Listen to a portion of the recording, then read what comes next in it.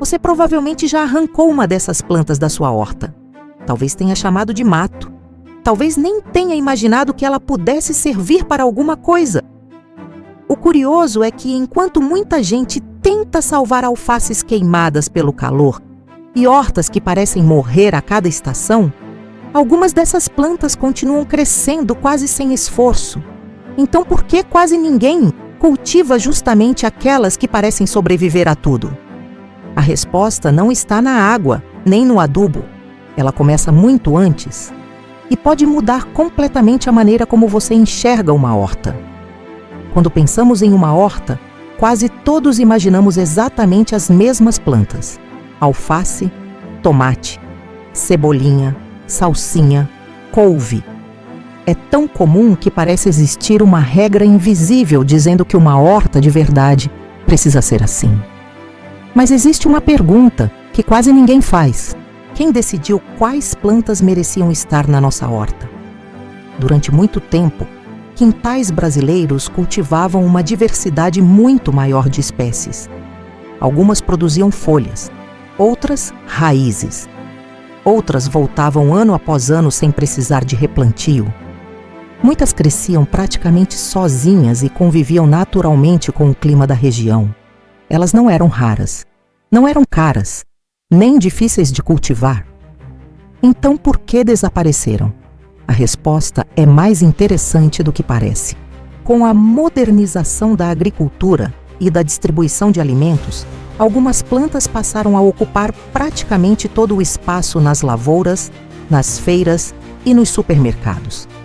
Isso trouxe enormes benefícios para a produção de alimentos, mas também reduziu a variedade de espécies que chegam até nós. Aos poucos, fomos deixando de plantar aquilo que não aparecia mais nas prateleiras. E, sem perceber, começamos a acreditar que só existiam aquelas opções. Mas a natureza nunca deixou de fazer o próprio trabalho. Enquanto nós olhávamos para as plantas mais famosas, outras continuavam evoluindo silenciosamente. É aqui que acontece uma das partes mais fascinantes dessa história. Imagine duas plantas crescendo lado a lado. As duas recebem praticamente a mesma quantidade de chuva, o mesmo sol, o mesmo solo.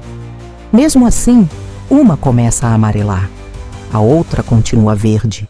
Como isso é possível?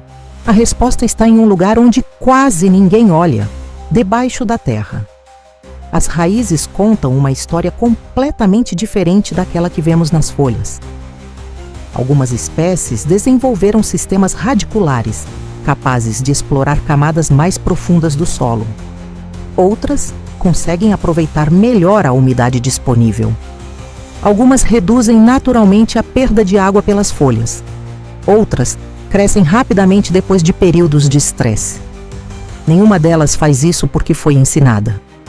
Faz porque passou milhares de anos aprendendo com a própria natureza.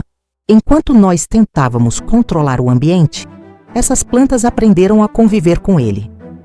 Talvez seja justamente por isso que algumas delas parecem ignorar condições que fazem outras espécies sofrerem. E foi exatamente esse detalhe que começou a chamar novamente a atenção dos pesquisadores.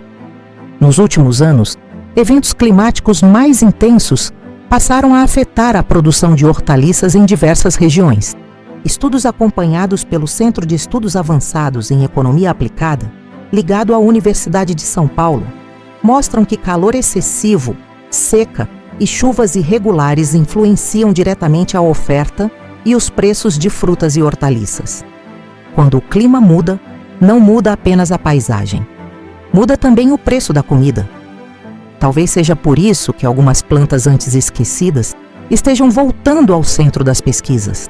Recentemente, a Embrapa apresentou novas cultivares de plantas alimentícias não convencionais, conhecidas como punks, incluindo variedades de bertalha e caruru. O objetivo é ampliar a diversidade alimentar e incentivar espécies adaptadas às condições brasileiras. Isso não significa que essas plantas sejam perfeitas, nem que resolverão todos os problemas da agricultura, mas significa que talvez exista um conhecimento importante escondido em espécies que durante décadas foram tratadas apenas como plantas comuns. curiosamente, muitas delas nunca deixaram de existir. Nós é que deixamos de prestar atenção. E talvez esse seja o maior erro da jardinagem moderna. Achamos que uma horta depende apenas de mais água, mais adubo ou mais tecnologia. Mas a natureza parece repetir outra mensagem o tempo todo. Diversidade gera resistência. Observe uma floresta. Ela não depende de uma única espécie. Observe um campo natural. Cada planta responde ao clima de um jeito diferente. Quando uma sofre, outra continua crescendo. É exatamente essa diversidade que mantém o sistema funcionando. Talvez a horta do futuro não precise de plantas extraordinárias. Talvez precise apenas recuperar parte da inteligência que a própria natureza já havia construído. Misturar plantas perenes, espécies adaptadas ao clima local e variedades tradicionais pode tornar uma horta mais equilibrada, mais resistente e, em muitos casos, mais fácil de manter. O curioso é que isso parece moderno, mas, na verdade, é um conhecimento muito antigo. Durante muito tempo, chamamos essas espécies de plantas esquecidas. Talvez elas nunca tenham sido esquecidas pela natureza, apenas por nós. No começo deste vídeo, eu perguntei por que quase ninguém cultiva justamente as plantas que parecem sobreviver a tudo. Agora a resposta começa a fazer sentido. Não porque elas sejam mágicas, nem porque sejam superiores a todas as outras, mas porque carregam uma história de adaptação que poucas espécies conseguem igualar. Enquanto nós tentávamos mudar a natureza para atender às nossas necessidades, algumas plantas passaram séculos fazendo exatamente o contrário. Elas mudaram para sobreviver ao ambiente. E talvez seja essa a diferença mais importante.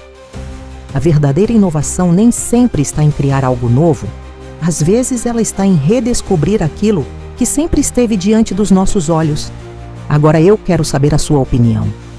Existe alguma planta que sua família cultivava antigamente e que hoje quase ninguém conhece? Ou alguma punk que você acredita que merece voltar às hortas brasileiras? Compartilhe sua experiência nos comentários. Muitas vezes, o conhecimento que atravessa gerações ajuda a explicar aquilo que a ciência só começa a investigar muitos anos depois. Se você gosta de descobrir os mecanismos invisíveis por trás das plantas e entender como a natureza realmente funciona, inscreva-se no canal. Porque quanto mais aprendemos a observar a natureza, mais percebemos que algumas das respostas mais importantes nunca estiveram escondidas. Nós apenas deixamos de olhar para elas.